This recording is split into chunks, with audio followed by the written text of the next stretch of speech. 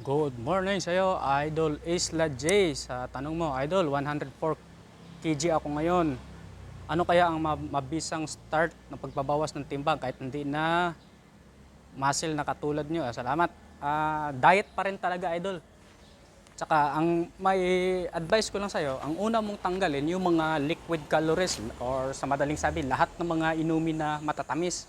Soft drinks, kape, basta lahat-lahat na. Tapos yung mga mamantikaing pagkain at saka matatamis na pagkain, isa din yun. Pagka nasanay ka na doon, saka ka na magdahan-dahan magbawas sa volume ng mga kinakain mo. Kunyari, 3 kanin ka sa isang kainan, gawin mong 2 kalahati. Tapos pag nasanay na sa 2 kalahati, gawin mong 2. Pag nasanay ka na, gawin mong 1.